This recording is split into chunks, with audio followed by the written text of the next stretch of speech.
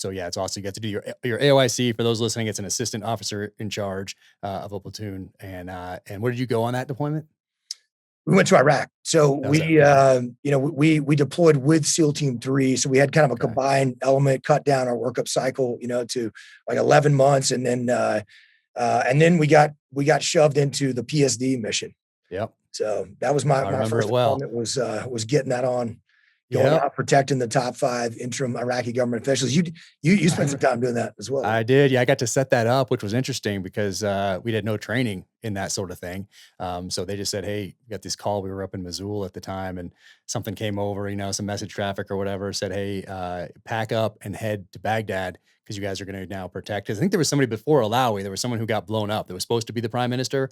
And I think before Alawi. I think there was 2 different interim government officials that got assassinated. Okay. Yeah. So maybe it was on the second one. They're like, hey, wait a second. Maybe we should protect these guys.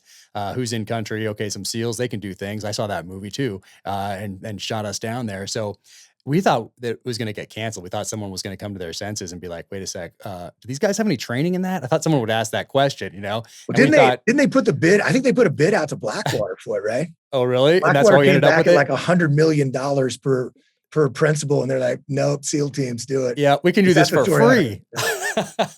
Yeah. So that was crazy going down there. Even on the flight down, guys I remember guys talking about it like, hey, this is a suicide mission. I mean, guys were like, hey, we're going to stand. These 2 guys just got blown up. I was remembering one, but yeah, 2 guys got blown up, I think with VBIDs, with vehicle-borne IEDs.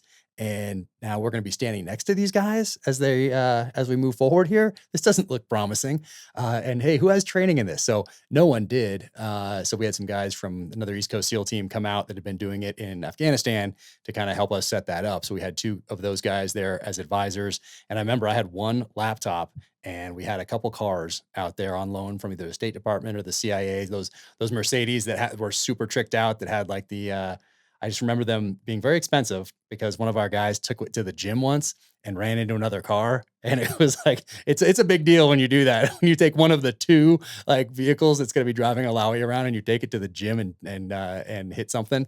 That's not good. But Jack, we had a very similar experience with that because we had relieved you guys in that. And look, it was you guys set us up for success. And I remember one of the guys that y'all were working with who set that up with you, who just said, listen, we know people are watching these guys and all we can do is we know people are trying to kill them. All we can do is have them look at us and say, not today.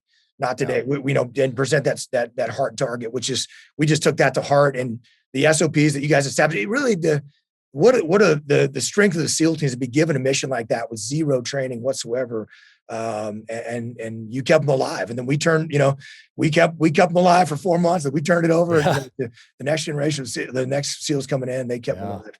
But on the vehicle piece, we actually had one of our drivers, driving a big up armor. I think it was a Toyota Land Cruiser. I don't know what that thing cost with the up armor package. It's got to be, it's got to be like a couple $100,000. Oh yeah. But he slammed it into a Jersey barrier right at the gate going to the Al Rashid Hotel to try to remember it well. The KBR Chow Hall there. Oh yeah. And, just totally smashed the whole front end of it. Obviously it was a giant deal. And, we were getting yelled and screamed at for it, but it was pretty funny. We went back the next day and one of the Army guards had written on the Jersey barrier and this big concrete barrier.